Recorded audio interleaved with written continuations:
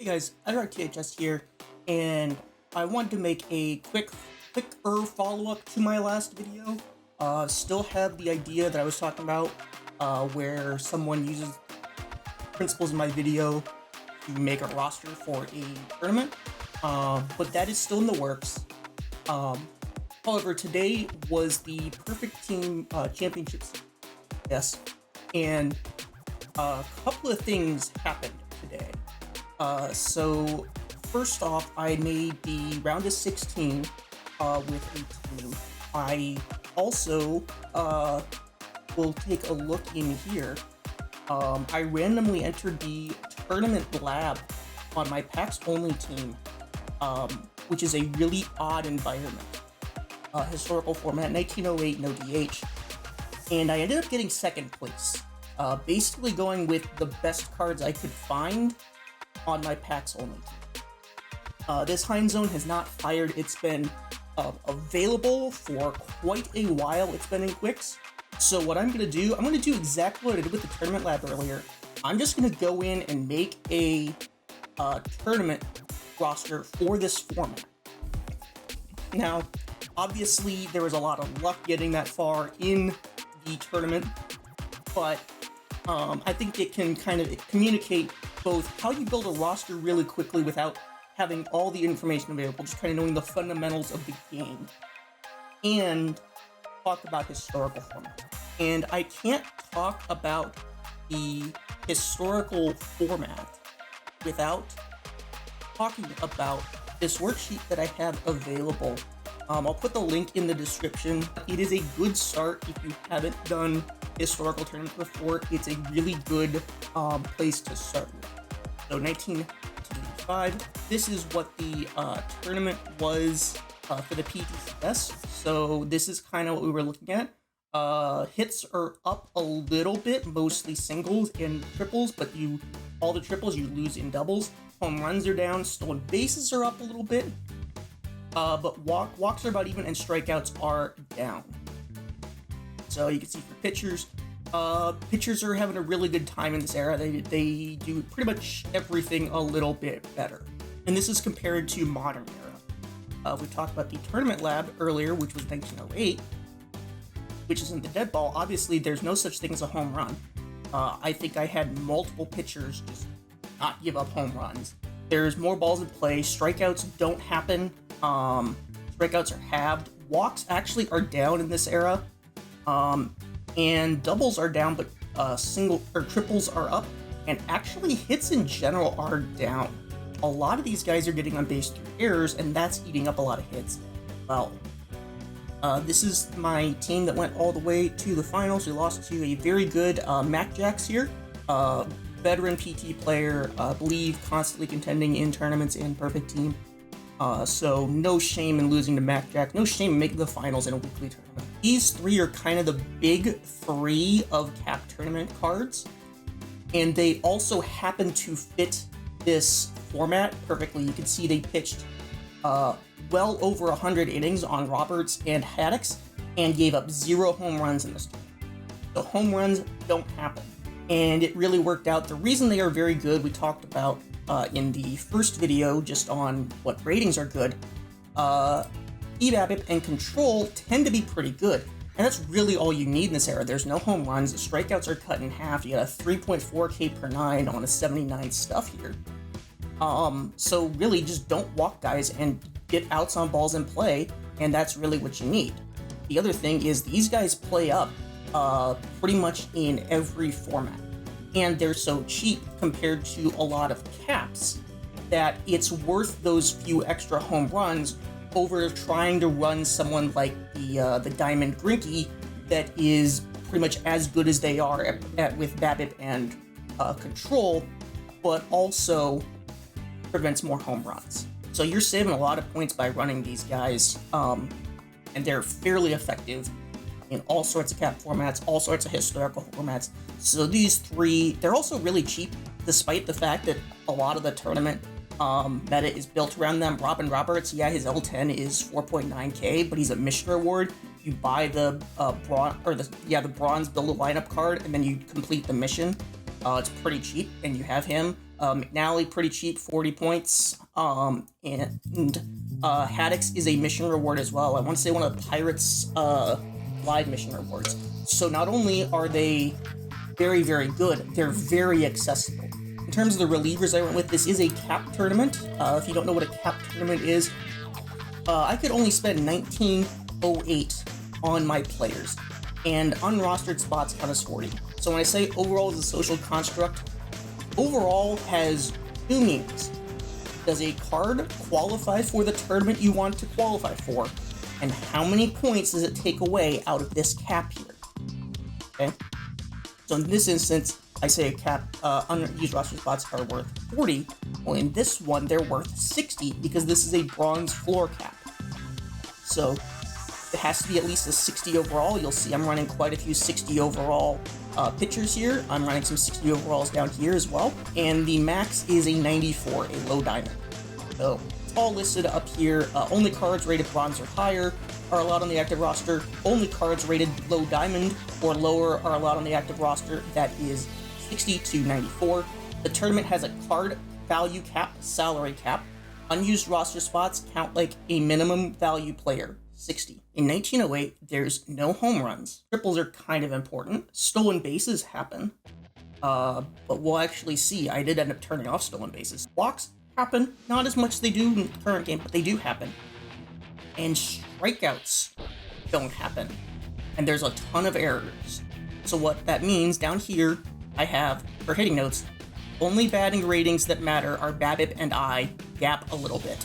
Defense and stealing base running are crucial. Errors are almost triple modern era. So by triple modern era, I mean this is about 0.6, this is 1.7. It's almost there's almost 3 times as many errors. You can also see here you only need 3 starting pitchers. His Harvey Haddix threw back-to-back games, 103 pitches and then 109. His Harvey Haddix went into this game after throwing 103 pitches here at 100% rest status. So you only need 3 starting pitchers. You do still need 5 relievers because the game checks for 8 pitchers on your roster. You can see I got a total of 4.2 innings across, how many games did I play? Across 38 games, I got 4.2 innings out of my bullpen. One of the great things about these early era formats, but especially the dead ball formats, they're actually not as expensive to get into as you think, because you only need 3 pitchers. The pitchers you need are cheap. And there's some really weird cards in here that you can use that aren't that expensive. I'm running the Build a Lineup Davis. That is 62 perfect points. You can just go out and buy it. Kosuke Fukudoma, 46 perfect points in one of the missions here. Matt Reynolds is alive. He's kind of roster filler. Maury Wills was my other shortstop, 46 perfect points. We've also got Dan Maxville as a backup on the infield, 41 perfect points. Jack Marshall, a Negro League card, 186 perfect points because he's a newer Negro League card. Ink Mothel, 35 perfect points, plays everything. My starting catcher was actually this Bruce Petway card, really where I spent a ton of my points. This Roger Connor I had sitting around, so I used him because he has good BABIP and I. Decent gap power as well. Rang and Collins, like I said, this Eddie Collins card is just ridiculous for dead ball. The only problem is his low range. If you look at his fielding stats, he was a really bad defender. Sammy Strang at second base is the same thing. He's actually fairly good in the outfield. I just didn't get to use him out there enough. BR was pretty solid. He actually was very bad at stealing bases, which kind of surprised me because he should still be good. I did end up turning off stolen bases at one point. You can see stolen bases are up. What I don't have here is caught stealing. And I believe caught stealing is up even more than stolen base. But yeah, VR was my third baseman, and the defense paid off there. You could tell the defense was great there at third base. I talked in the first video about building a roster from scratch. You don't want to sink all your points into a void Ks. That's even more the case in a dead ball era where no one strikes out anyway. Even with that really poor void Ks V left, and he was mostly playing V left. So the avoid Ks on this Wills really is wasted. Christian Yelich, this is where we start to get into the harder to acquire cards that I was running on this team. Absolutely not necessary. If there's one thing I will say about the tournament cycle right now, there is a dearth of diamond corner outfielders, especially left fielders, who are left-handers. You don't have this Yelich, you can find someone to play instead. You could play this Sal Frelick, who's going for about 3,000 perfect points right now. Great BABIP, great gap power, good eye, solid defense out there and left. You are going to want to protect him from the platoon here, and that is where McGee did most of his playing, was in left field in the protecting against the left side of the platoon. Willie McGee, really good defender. BABIP is amazing. Yes, he does not have eye, but his BABIP is so high that it doesn't matter. He still puts up positive wins above replacement with a 287 on base percentage, powered by his BABIP here. Also was a really solid defender out in all 3 outfield spots. That's huge in this format. I've actually had Spotswood Poles roaming center field. Phenomenal, 1.4 wins above replacement, basically being nothing at the plate. 3 runs saved in 275 innings of center field. That's just insane. There's a lot of cards that people have lying around that you can use to enter these tournaments and still have some success. Again, this is a packs only team. I'm not going out and buying cards. All of these are cards I've earned either through opening standard packs or through earning choice packs from tournaments, mostly perfect drafts. This Dave Parker is a really good example of a card that is very, very bad outside of this exact scenario. Dead ball playing right field. The BABIP is really, really good. He has a ton of gap power. He doesn't have eye, which is the only problem here. He doesn't walk. He didn't actually do all that much offensively, but he was a really good defender in right field still. So he's got the good shape you want to see on a right fielder. Good range, amazing arm. Like I said, I basically assembled this roster from pieces I just had lying around, and took second in this tournament. So I highly encourage you, if you see dailies or weeklies just sitting there in quick tournaments, just go ahead and enter them and make a roster.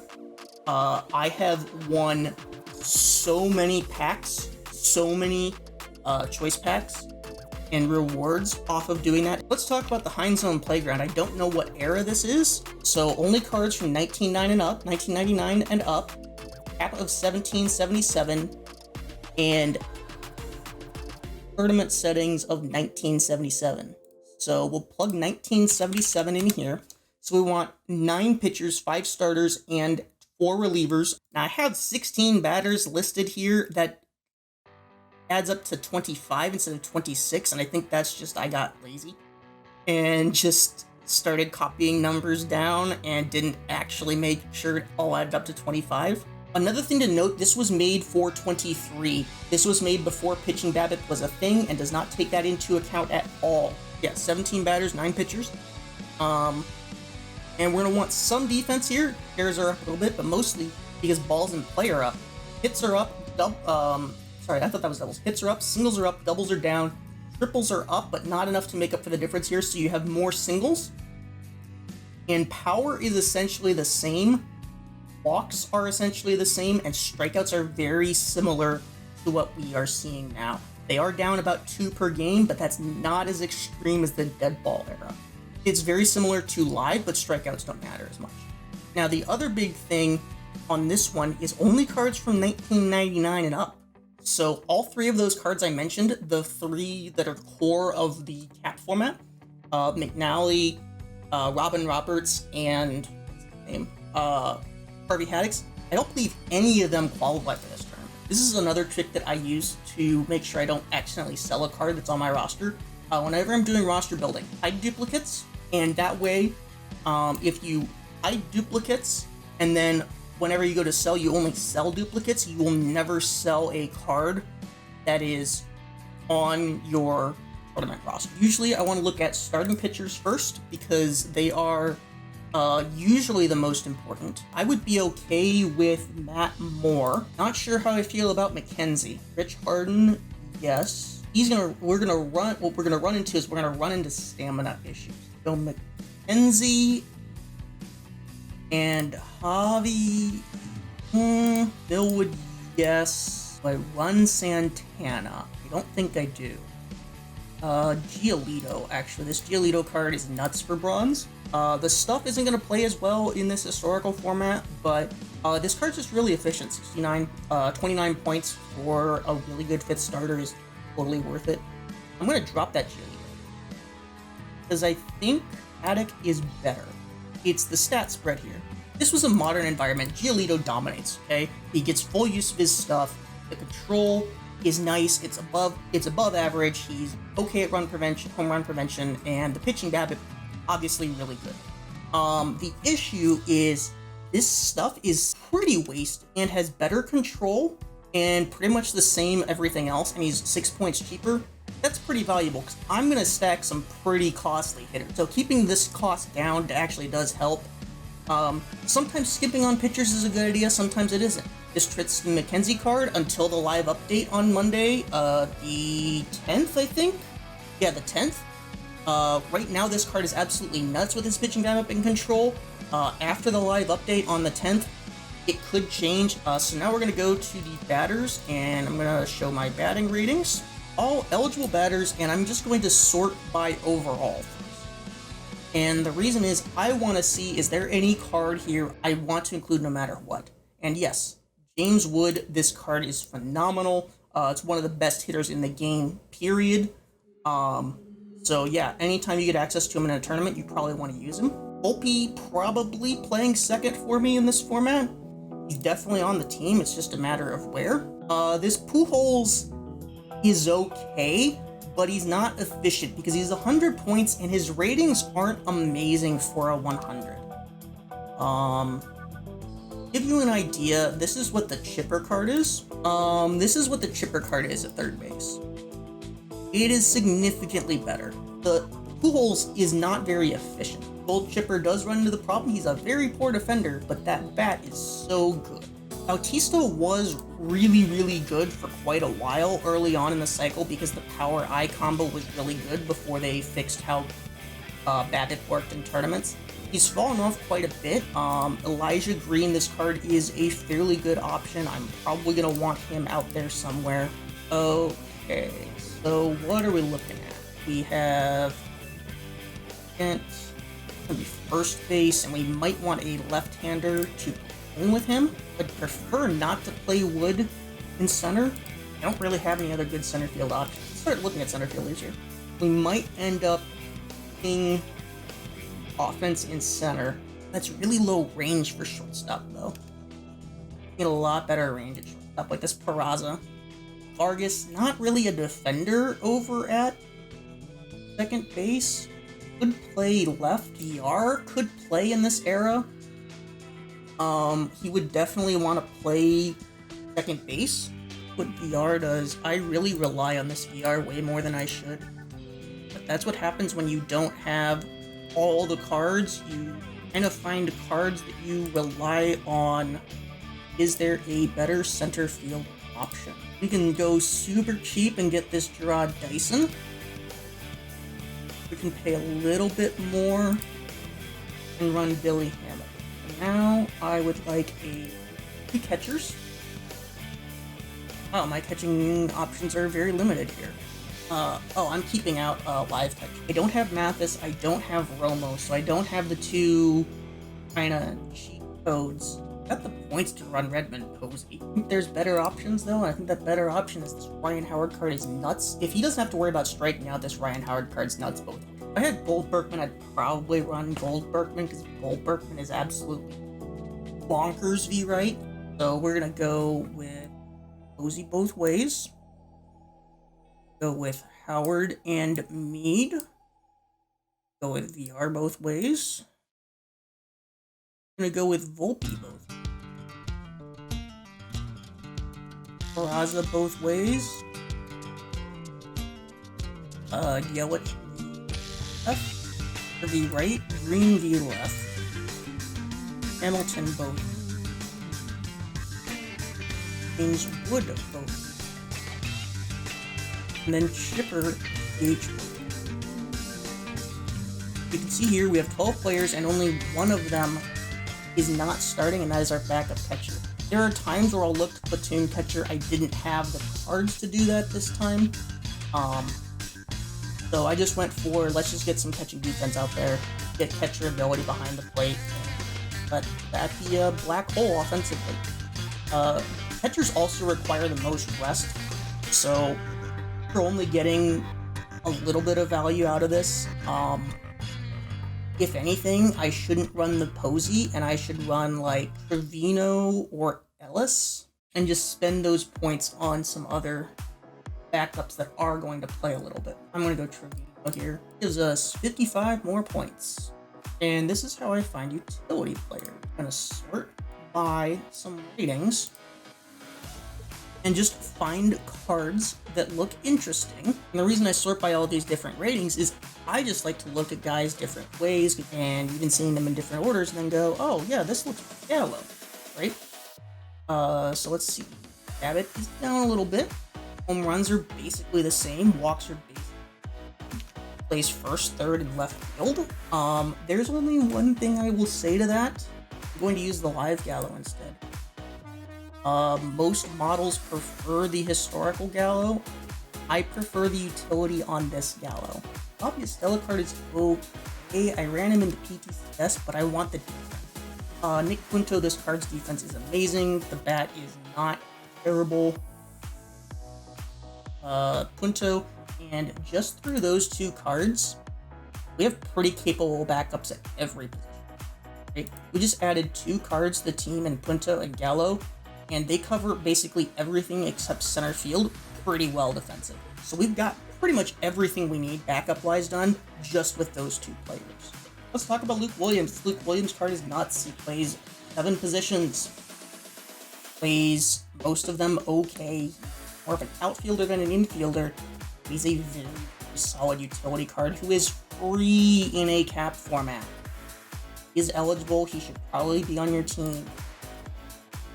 Next up, we're going to come down to one of my favorite cards in the game. One of my favorite lives. This is one of my favorite cards until Monday, and then we'll see. It might change. Andrew Velasquez. He's the infield version of Luke Williams. He does cost a few more points, but he's a better infielder. So, with those 2, you can back up pretty much every position you need to with 4 points. From here, I'm actually going to look at pitchers. While I don't want my relievers pitching all that much, they are probably going to get into some games, so I do want to have the best. I do maybe want to spend on them. Kowski is a really good 40 overall pitcher. Morgan is okay, but that would be the rest of the points we can spend. We can do better than that. Let's go ahead and add Hergé, and then we have one more roster spot. Remember how we were considering this draw Dyson earlier instead of the Billy Hamilton? Why not both? It's the only position I wasn't confident in my backup for earlier. Grab him. Here, come over to strategy here. Turn off stolen bases. I'm gonna turn sack down bundle. That down all the way to 1. Turn up guard lines, infield shifts, outfield shifts, turn up hook starting pitchers, and hook relievers. Starting pitcher max pitch count. Let's go 120. Leader match pitch count 45. This is just something you kind of gotta know, but because the starting pitchers don't fatigue as quickly because of the way pitchers in the day, in the 70s didn't retire as quickly, they pitched longer, you can give higher pitch. Default batting bench when we're gonna go 90, and for relievers we're gonna go 75. Only individual pitchers, individual slider I'm gonna set 76 on. Actually, I like. Was it 76 on Mike Redmond to bench that so he doesn't get extra tired? And we're going to set on Billy Hamilton, him a little bit down here. Dyson, we're gonna. Directional Leaf is stealing where it is lower. He has lower speed. Bar.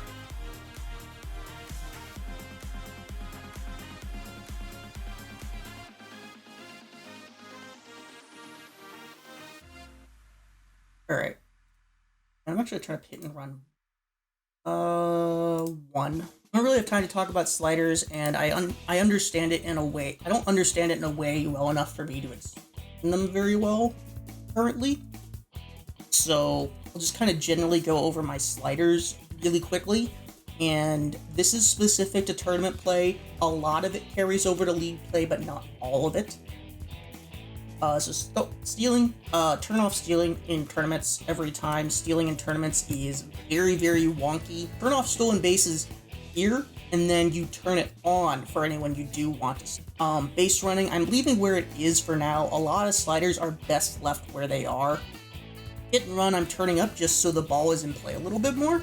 Sacrifice bunting, I'm okay with sacrifice bunting. I know there are some people who say never sacrifice bunt, and the AI tends to over-sack bunt in historical situations. Normally I turn it all the way down or down to 1. In a cat format, I leave it at 2 because I do want my bench bats to sack bunt. He's not a good bat. He is going to have a lot more value if he sack bunts and moves that guy over to second or over to third than if he tries to swing. Chipper sack bunting, not so much. Pitcher round, I never play with this slider here. You always play with that on the pitcher menu, and I'm not setting individual sliders for this tournament. Hold runners, kind of the same thing. You want to set that based on the hold runner rating of pitchers. But for tournaments specifically this year, because stolen bases are already so successful, are already so nerfed, and so hard to steal, and no one's stealing, I just leave that where it is, so it doesn't tire my pitchers out.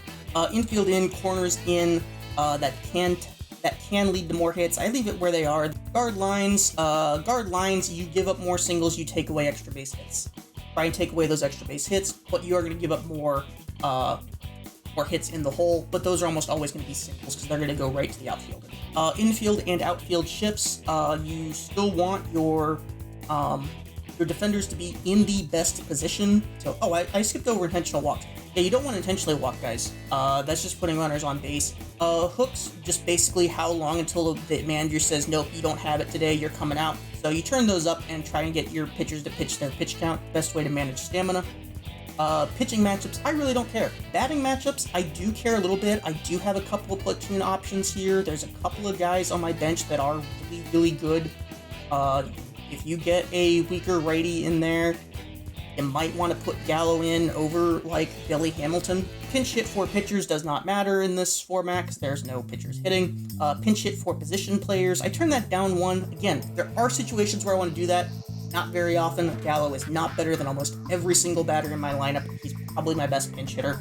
And then use pinch runners, turn that down as well because the AI will randomly bring in pinch runners. It'll pinch run for your catchers, and so now you're running like Luke Williams as a catcher for an inning. So it pinch runs for Redmond, then Trevino comes in, or you pinch hit for Redmond and then Trevino comes in.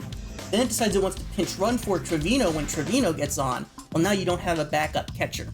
If you get that message where the game says the tournament has started and you're in here and it says set up roster still, what you can do is you can just export your roster here. We're going to export, jump out to your main menu, and it saved our roster. So that's good. It saved our roster for us. But that's just a safety net. Sometimes it won't save the roster, so I just do that export just as a safety net, so I don't have to completely rebuild my roster. Alright, so this is a quick follow-up. After I made that roster the other day, the one we made in this video, I actually ended up getting 9th to 16th place in the Heinsohn.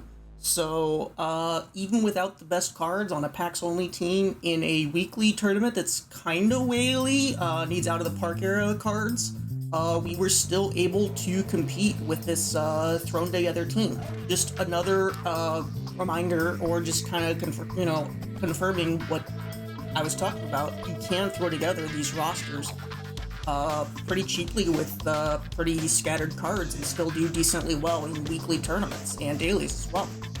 That is how I build a roster that I'm not familiar with the format, so I had never played Heinsohn this year. Just come in, look at the format, look at the cards I have, and make a roster. Also, talking a little bit about historicals, or historical formats. Thank you all for watching this video. Don't forget to like this video, subscribe for more videos. I'm trying to be more active on YouTube, putting up more tutorials and things on YouTube. I also put up some cat videos on YouTube as well. I put up one of Colette earlier today. Also, if you have any questions or other advice, feel free to leave a comment. come check me out on Twitch. It's twitch.tv/iRockTHS. I'll put a link in the description and I think in the end card as well. I'm live pretty much every Wednesday and Thursday talking Perfect Team, franchise, base game, modeling, all that kind of stuff. And we hang out, have fun, pet cats. Till next time, thank you for watching.